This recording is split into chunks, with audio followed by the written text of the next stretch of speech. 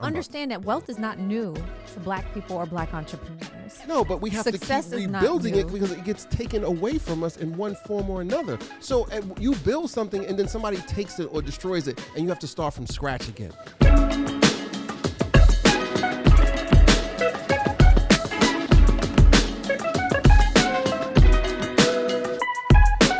Okay, so when you think of Juneteenth, what comes to mind?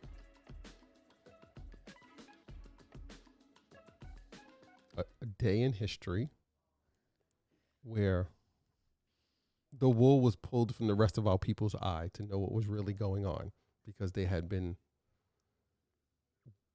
Bamboozled. I was going to say bamboozled, but Hoodwinked. they had not been, Plymouth Rock had landed on them. they had not been made aware of what the current legislation was in reference to their status from being a slave, from being owned by someone, to now having quote unquote freedom. So let me just set the context, right? I never really knew what Juneteenth was until I moved to Texas, and was kind of blown away. Wait, wasn't it in some of the articles? It's in Texas where people weren't aware until like a year later or something. Right. And so there are probably a lot of people, maybe some of them in the Commerce and Chill community, who don't really know the historical background of Juneteenth. So you know what we always say, or at least what I always say, is content without context is pretense. According to Wikipedia, Juneteenth, also known as Freedom Day, also known as Jubilee Day, also known as Liberation Day or Emancipation Day, is a holiday celebrating the emancipation of those who had been enslaved in the United States. Originating in Galveston, Texas, it is now celebrated annually on June 19th throughout the United States with increasing official recognition. It is commemorated on the anniversary of the date in June 19th, 1865, of the announcement of General Order No. 3 by Union Army General Gordon Granger, proclaiming freedom from slavery in Texas. So what you reference is that President Abraham Lincoln had in his Emancipation Proclamation officially outlawed slavery. And Texas and some of the other states, in rebellion to what was going on in the Union, almost 2.5 years went by. Oh, I said a year. Damn, I was way off. Before they were able to enforce that in proclamation. And so Juneteenth it generally celebrates the end of slavery in the United States, but it was still legal and practiced in two Union border states. And it's funny because people think, oh, because you're up north, there was no slavery or the impact of slavery wasn't pronounced. Well, Delaware and Kentucky, and Delaware is not that far from here. No, it's not. It's less than 4 hours from here. They still practice slavery after the Emancipation Proclamation. But two things stick out to me about Juneteenth, and this is something that kind of always bothered me. Number one is that we celebrate not the fact that we were emancipated, but the fact that we found out late. That's how it always hits me. What? No, I'm just like you do. I'm laughing. I'm laughing not because of what it is, but what you said, that we're celebrating because we found out late. Like that's like fact. That's really a good way to put it. And the other thing that I find kind of interesting is that many of the initial Juneteenth celebrations were church-centered.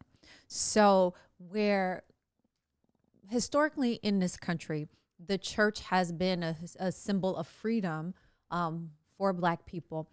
People have also used the Bible and the system of the church to, in many cases, hold back Black people. Well, hold back a lot of people, because when you study history and they talk about colonization, yeah, and they send, who are the first people that go? The missionaries, and they take whatever their religion is, and then they say they teach that religion to whoever the indigenous population is, and then it just kind of goes downhill there.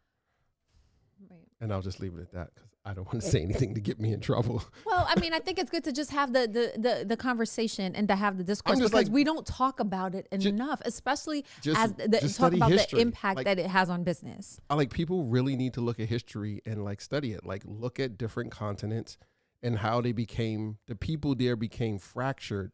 Like, and whatever the right terminology is, like their colonies or their states or whatever it is.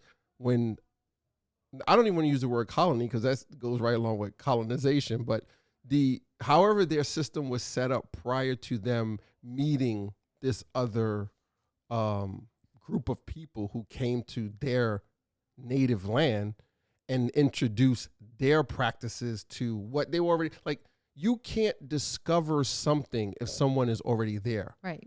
So I don't know how we get caught up in like some of the terminologies and the language we use. And people really need to be conscious of think about the words that they're reading and then the words that people say to them. Because if someone says to me, if I walk into your living room, if I go to Hamlet's house right now, while no one is home, get in somehow, some kind of way. I sit down on the couch, get some food out the refrigerator, right, turn on the TV and kick my feet up and relax. And then when he comes home and I look at him and be like, I just discovered this place. Right. I don't think his moms or his dad are trying to hear that. How can I discover his house and someone's already there living who has already claimed ownership to it. So when I hear that, I'm just like how do you discover something that someone wasn't lost? Like you are visiting someplace new. That's what it should say. It's new to you. This gentleman sailed over and decided to visit this place. Right. Because if I don't know, like can we can discover like some planet, and I don't even know like when we use it. Oh, look, they discovered Mars or they discovered whatever planet in the solar system. Like okay, like nobody knew about it before until you built this telescope that can see a gajillion miles and be like, guess what? We discovered there's a planet behind Pluto or whatever the case was. Right. Okay. Right. You discovered it because no one knew about it. Right. But does it mean it's yours to do whatever you want to do because out of this group of people, you were the first one to visit it or to identify it? But once you get there and you see this, like if I go to this planet behind Pluto and I get there and I'm like, oh, there's some life form here. Right. I can't just be like, oh, like, hey, it's mine. Get out. Let's bring it back so that the people in Commerce and Chill Land they know what I'm talking about. They know what you're talking about, but we always want to give them something actionable to not only think about, but also to do, especially if they're trying to start, grow, or improve their existing businesses. Okay. Right. Go. So let's start by this. In the last episode, I think it was, we were talking about mindset. When we talked about what keeps small businesses small. Yep. And one of the big things you said for you was mindset. So as we prepare for Juneteenth 2021, right? It's been over 150 years since the original Juneteenth. I challenge you to get a new mindset about what it means to be Black in business. It's no longer suitable to be ignorant and celebrate the fact that we didn't know. Especially when we were talking about this just earlier this morning. This is Elon Musk said that Elon Musk said he said it, that, and other people say it. That there's nothing that you can't know. Like anything you have a question about. That's it. Listen, I've said this 100 times. I'll say it again, and I'll say it to the day I die. There is no excuse for people. Ignorance is no excuse, period. But it's even less of an excuse now because of the internet. Anyone that's growing up in the age of the internet in the form that it is now, not like early internet, like when we were younger, it was just like, oh, like some computers communicating basic code or whatever from here to there. I'm talking about the internet in the form that we know of it from, dial up. And then you could get on message boards and AOL, was it IM, and you can chat and all that. I'm talking about from that point till present day. There's a wealth of information out there at your fingertips. You have a smart. I don't know what's the stats on people that have smartphones, but I'm sure it's some ridiculous amount. Mm-hmm. You can do more on your smartphone. You have more computing power on your smartphone then I'm willing to bet most presidents have ever had to run the United States of America. So there is no excuse for you to have the lack of information. Mm-hmm. So you have a question or you have knowledge about something, you have the ability to find out and get an answer for it for free in this day and age. You might have to do some filtering and comparing what this person said and blah, blah, blah, and make sure what the information you're getting is of a good source. But you can get it. I mean, and we're not even like Google. That's your favorite. Right, because the mindset of a lot of people, for whatever reason, is to put out content of value, right? Put out a lot of free content in the hopes that it leads you to whatever they're trying to sell or offer, et cetera, et cetera, et cetera. Right. And then there's some people who are just putting it out on their blog or whatever because they enjoy doing it. Like they just want to put it out there to be. So again, like you said, the mindset, there is no reason not to say, I don't know this. I don't have access to this. Right. You can find out. It's going to be some work, but you can do it. So to get your mindset right, to get informed, there are 3 books that I recommend, because when you hear the stories of some of the most successful Black people who have had businesses that are not celebrated on a day-to-day basis, it will get you excited about the potential that you and your business have. I'd recommend 3 books to think about. all right. I like The books. first Go. is Black Titan by Carol Jenkins. Not our Carol Jenkins, another Carol Jenkins. It's the story of A.G. Gaston. I forget that. A.G. Gaston was a significant Black businessman. He was a mogul in the South. He helped to finance a good portion of the civil rights movement. But Carol Jenkins was his niece, and she writes this very involved story about his background. It's a good book. So you read I Black listened Titan. to it. I didn't read it. Black Titans. I read it. But and I listened we to it. do own a copy of it. It's in our library. You'll be amazed at what he was able to do from very Link humble in the bio beginning. below. And so check that out. I mean the bio that the comments. Number 2, the Notes. second book is The Color of Money by Mirza Baradan. Or, pardon me if I butcher her name. Baradan, I think it is Baradan. And it talks about the history of Blacks building wealth in this country, and some of the key leaders, including Frederick Douglass. And it helps put you in a perspective or mindset about how we can build wealth. And if we were able to build it in the past, what does that mean for now, right? If we have the tools, like the technical tools, like our smartphones, if we have different resources and we don't have the same encumbrances that people have had over the course of history. So The Color of Money, that's another book to consider. And then one really good book that I suggest to reset your mindset as you're thinking about Juneteenth and Black Wall Street is Black Fortune, the story of the first 6 Black millionaires by Shomari Wells. It includes the story of Madam C.J. Walker, whom I'm sure many of you are familiar Is with. that audiobook you had before? Yeah. Oh, okay, yeah. And it tells about people from different geographic backgrounds who are all Black, all successful, built wealth, but because of systemic reasons, many of them weren't able to keep their wealth. And so just gives a great perspective in growing and improving your business. What are the end goal things that you need to think about so that you can maintain wealth? Because I know people talk about generational wealth or family wealth. So how do you get the wealth, keep it, and look at these wonderful Black role models in doing so? So those are 3 books that I recommend to help you change your mindset. 2 of them I'm familiar with. The middle one, the second one, I probably listened to it with you, but I just don't remember. When I listened to that book, I got angry to think about. I get angry when I listen to most of them. I mean, and that's not typically. And it's a word not I use. because of what the person accomplished. It's what has happened to them by other people to tear down the success that they've built through hard work. Mm-hmm. So, and I will never, I understand it, but I will never get it where if someone works hard, there's these mentality, right? I want to be the best donut maker in Brooklyn. Mm-hmm. I got 2 options.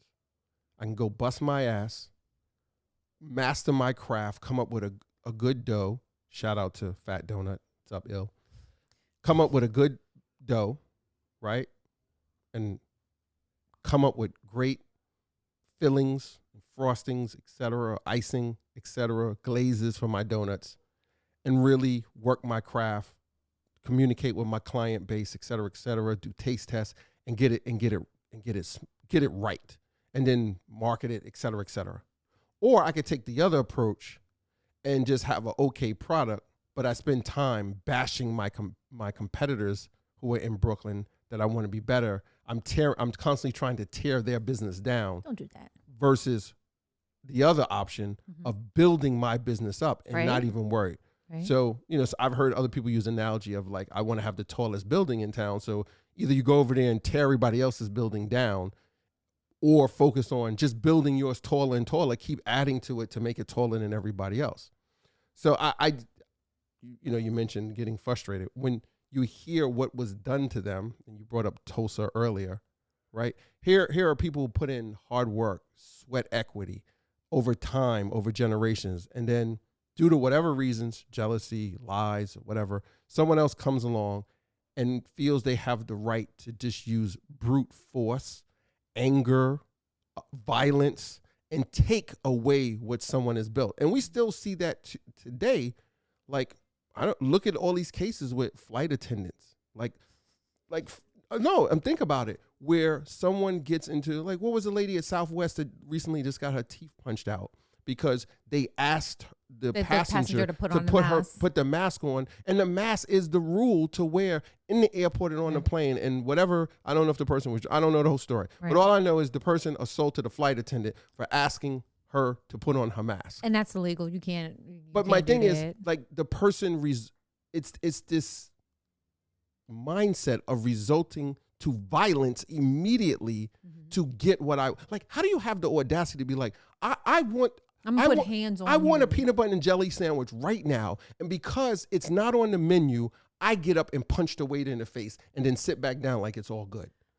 So I'm just saying, I wouldn't do that. But that's the mentality to say, I'm going to go straight to violence to get what I want versus, having some sense of rationale to be like, okay, like, this is like, I'm not happy with this, or it's not going to work this, or I'm jealous or I'm envious because you've built this, and I have this sense of entitlement for whatever reason, and I take that and use that as fuel to go build what I want to be better than you. If that's my mindset, right? Versus About to say it all goes back to mindset. But let me put a different slant on it. Right, mindset is helpful, but what's also sticks out to me about Black Wall Street, which was the Greenwood district. Imagine if that thing, Tulsa, like, if it was still like go ahead.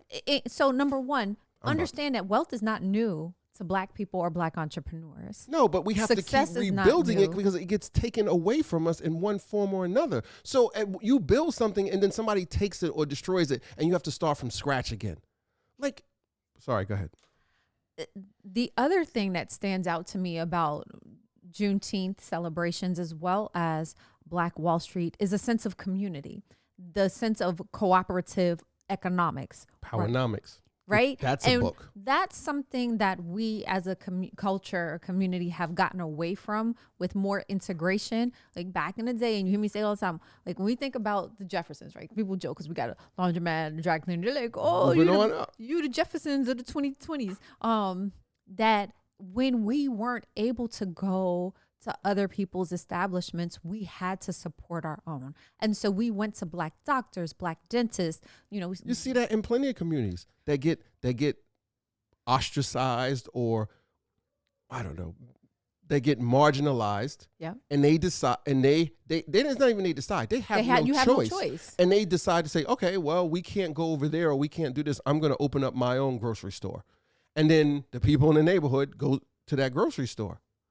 Or they won't serve me at this bank, so we open our own bank. But we do this, and then we start reaching a certain level of success. And then it becomes the green-eyed monster. Ooh, look what they have. Why don't... And all I can see saying is saying, and I don't want to say exactly because I don't know the exact quotes and sources, so I don't want to say the wrong thing here. Mm-hmm. But I encourage people to go do research and read stuff, because if you condition certain groups of people to think a certain way, you will continue to foster and breed animosity and conflict between different groups of people. And if you study colonization in different countries and look at how other countries came in and changed the mindset of the indigenous people by whatever means, and then got them to escalate conflicts amongst themselves, right, to become separated, which allowed someone from the outside to get more control because they divided the people. Right. Right? That'd be like someone trying to, like, think about when you was young and people would come from other neighborhoods or other blocks and like mess with your friends. And like, even if I had some beef with like my friend across the street because he didn't give me back my Super Nintendo cartridge I left in his house.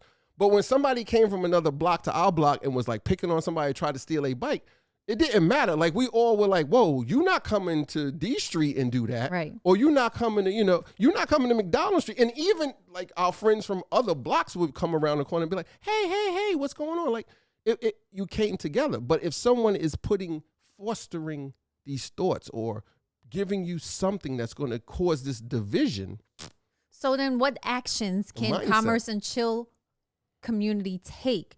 Make sure, especially as we get close to Juneteenth, especially as we try to recreate Black Wall Street in our own neighborhoods, in our own communities. Like, why haven't we done it yet?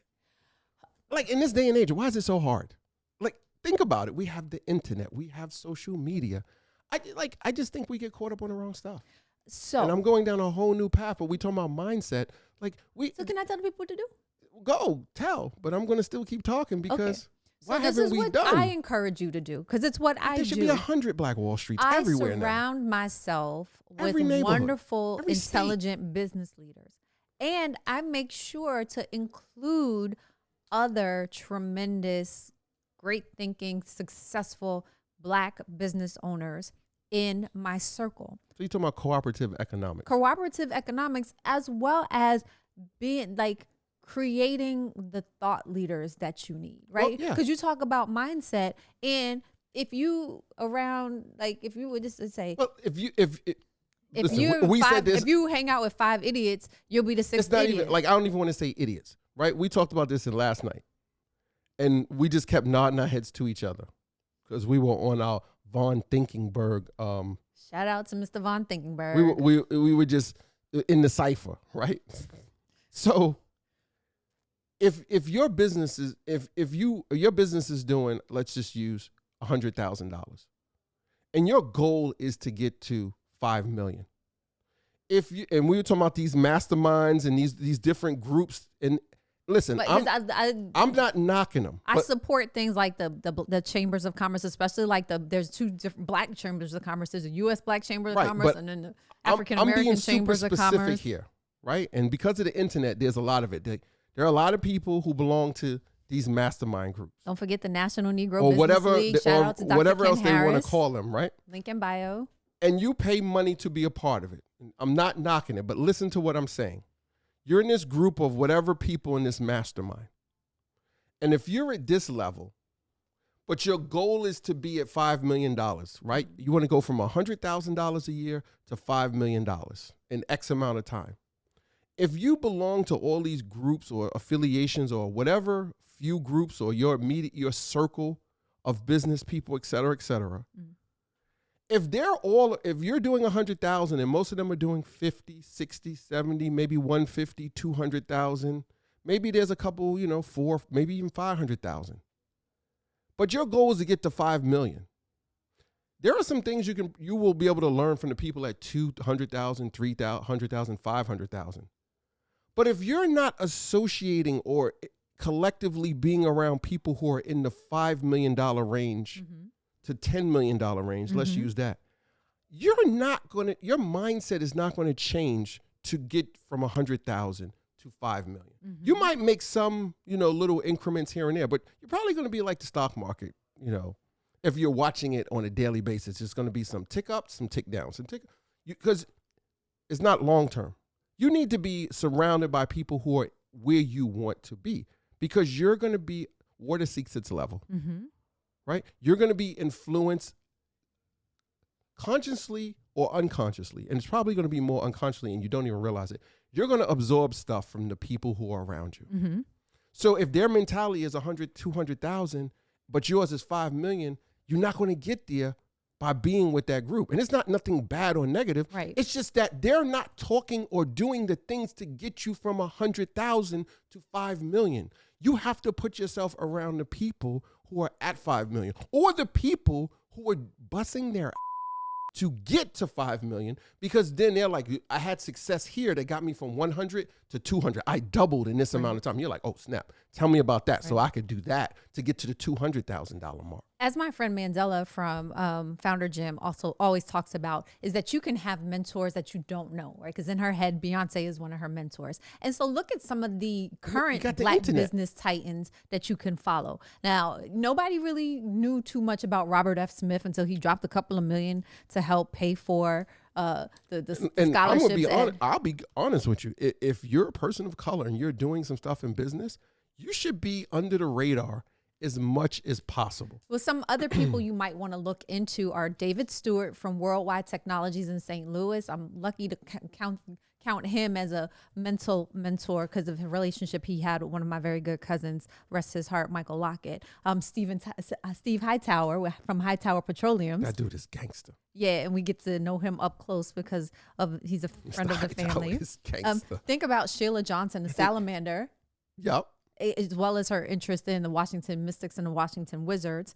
And Janice Bryan Howard, Act One of the first Black women to have $1 million business. And not Those to are take people that anything can be away. your mentors that you don't need to know. But look at how. But here's another thing with mindset. What's that? Not to cut you off. I know we get too caught up on the people and looking at the stories of people who are like, look at this, they're making $100 million. I mean, you need to take a time and pull back and look at people who are building SMBs who are having tremendous success. Don't get caught up on all the stuff that's hyped in the social and the news about people doing this and this person had this business and they exited for 300 million. Take a step back and look at some of the everyday people you've probably never heard about who have businesses that don't get highlighted. They're not uber sexy and they're crushing it because they know what they're doing. They have their heads down and they're doing it and they're just under the radar because what they do might not be as sexy or the talk of the town that's going on right now. So don't always change that mindset to get away from, I need to look at this person who's in the news because they're flying. And not to say anything is wrong with them. Like I'm saying you can have them as your milestones, your goal. I'm not saying don't have them. Don't look at them as inspiration, something to aspire to. But I'm also dial it back because a lot of times we get caught up on looking at what is the chances of someone going to the NBA or the NFL? It's very minuscule. Very small, right? The chances of going pro are 1.3% out of 100. 1.3%. That's right up there with winning the lotto, right? I'm not saying you shouldn't have a goal that big, but I'm also saying you should be looking and studying the people who are having levels of success, who are having success on other levels. Because if you only make yourself aware of one type of success, that might not be for you.